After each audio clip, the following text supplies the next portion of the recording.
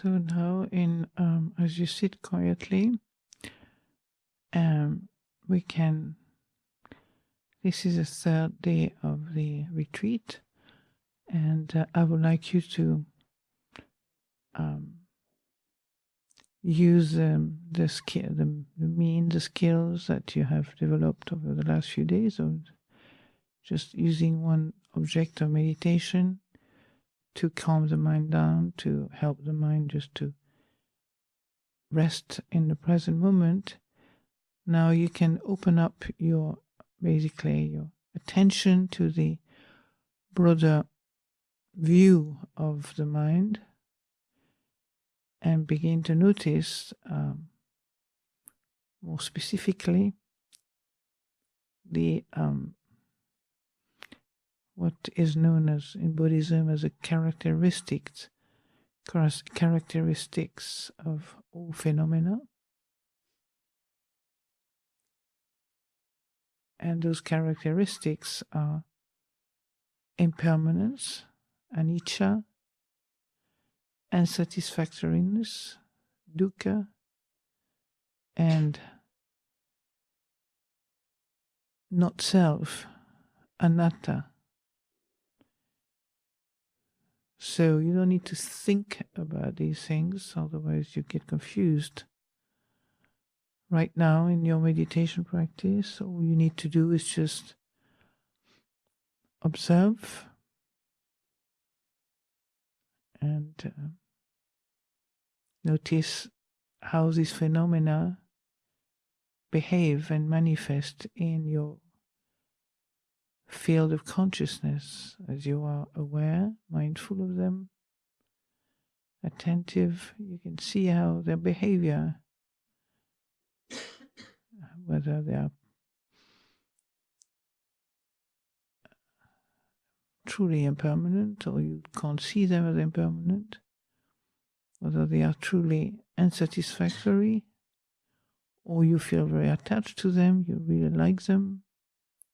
Your mind dwells on the happiness of thinking about something, or the happiness of getting something you like, and so on. So you just notice how the mind sometimes will just show you that something is permanent because there is a liking or disliking behind the scenes, so to speak.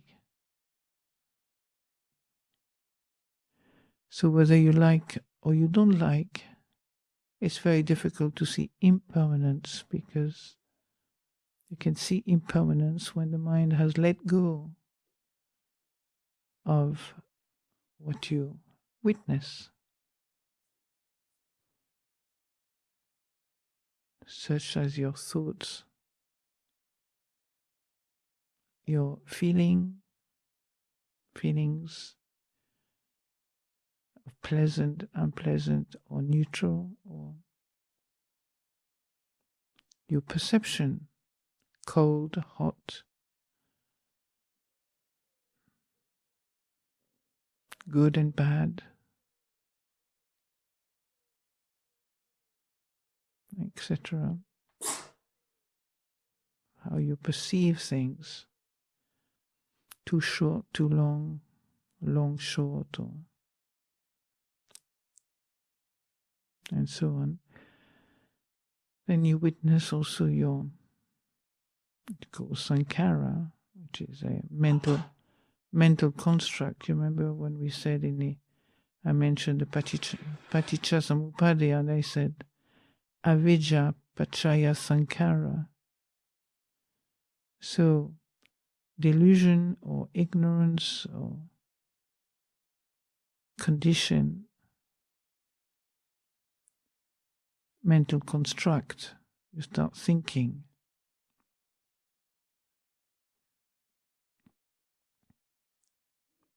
And these thoughts are not really needed right now, but they just come because there is not enough knowledge of the mind that.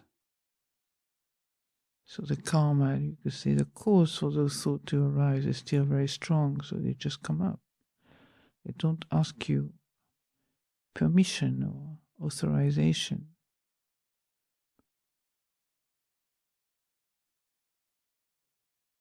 So they come up.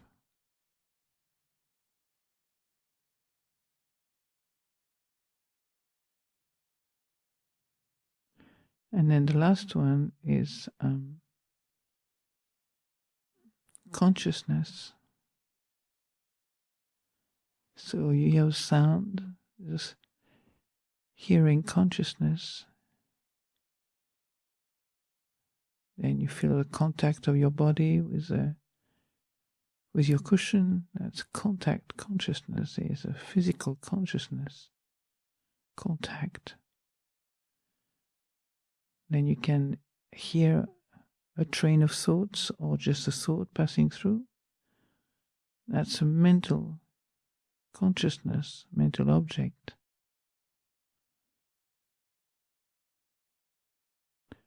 Or you have sensation, pleasant, unpleasant, or neither one nor the other, neutral.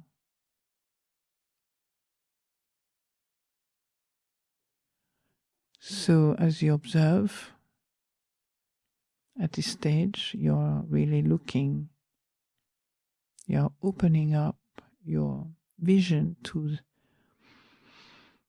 what we call the 5 khandhas, mind and body, or in a more detailed way, you can see the matter and form, and that includes matter is body and the elements, and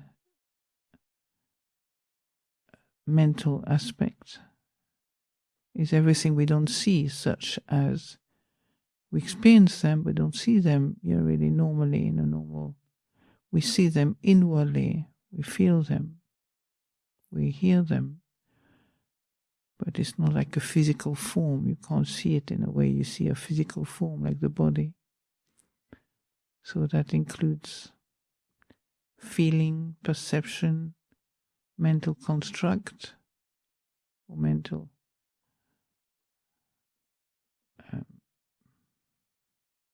thought, and then you have consciousness, 6 sense consciousness, which include the mind, the thinking mind, and its object, thoughts.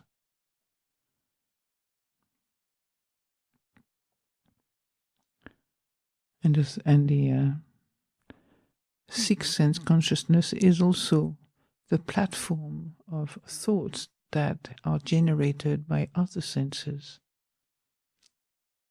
Like you can feel a sense of cold and the whole train of thoughts arise in your mind. So the 6 sense consciousness is also the platform of your stories, of your whatever we sometimes call mental proliferation, or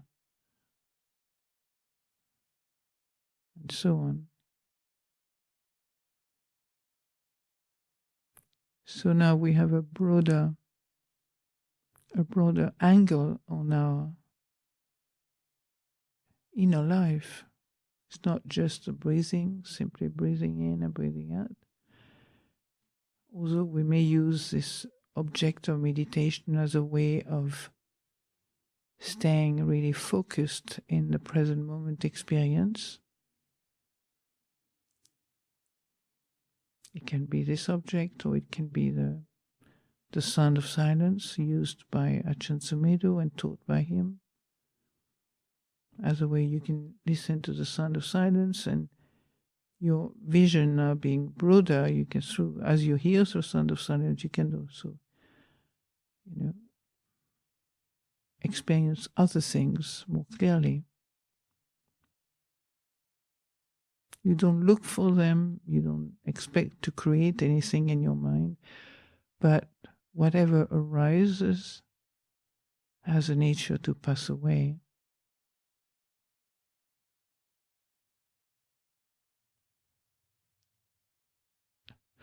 I remember Ajahn Sundara was saying that what is the difference between a Buddha and a Putujana, or an ordinary being? with this well-known humor. So he just used to say, well, a Buddha knows clearly that everything that arises passes away and is not self. Everything that arises, I repeat, passes away and is not self. Is not me, not mine, not you, not yours, not ours, not us. And again, these notions are not describing something you have to believe blindly, but little by little, through the wisdom of mindfulness and wisdom, the insight arises. It might not be at all when you expect it. In fact, many insights may arise when we don't expect it. It's unexpected. But that means you've seen deeply, clearly, the nature of a particular object of your mind. Suddenly you have this realization, that's not me, that's not mine.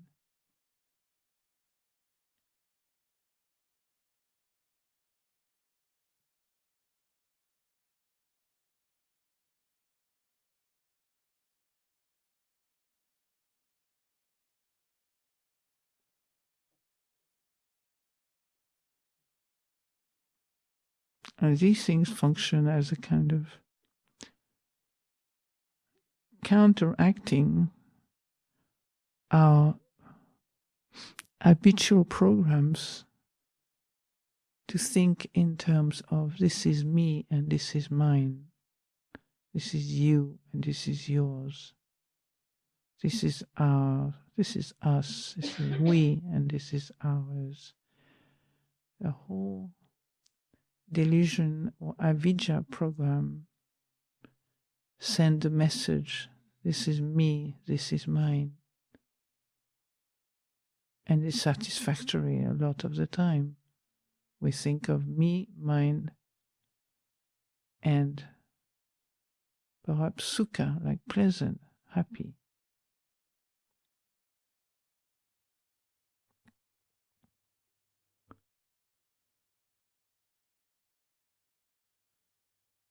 Dukkha is what is felt when you have to experience things that you really don't want.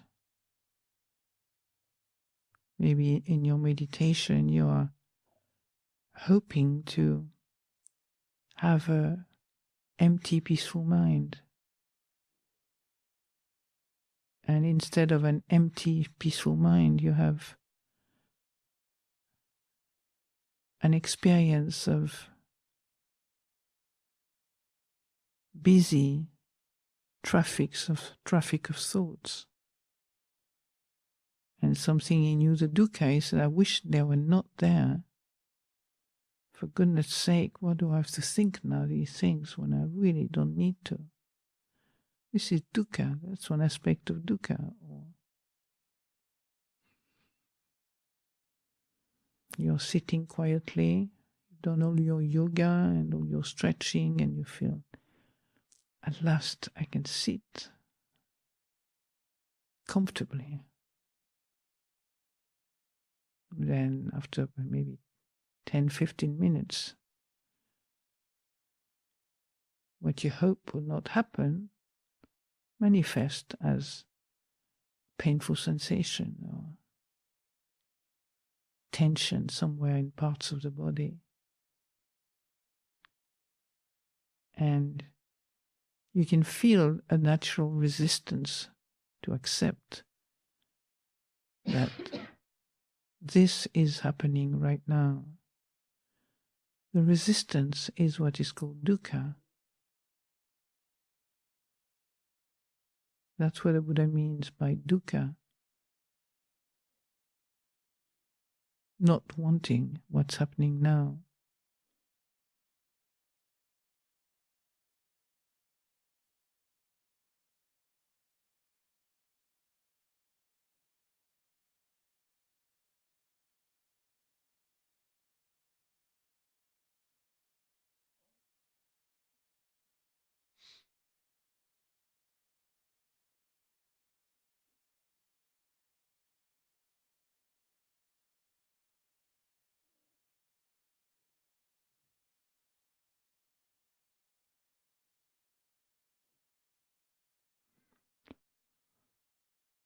So the practice is not about looking for what things I have spoken about, but when you experience them, you just learn how to treat them in a easeful way. You don't need to worry about it. Or these things come and go all the time. They don't stay for very long.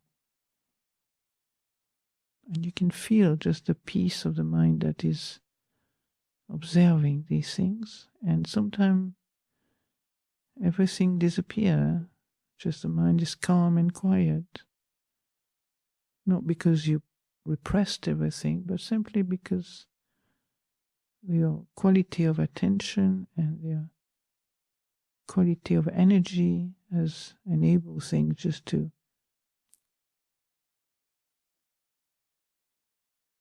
calm down.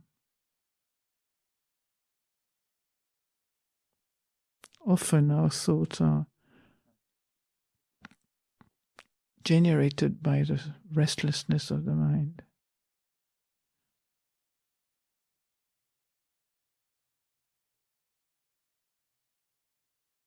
When it comes down, things become easier to handle.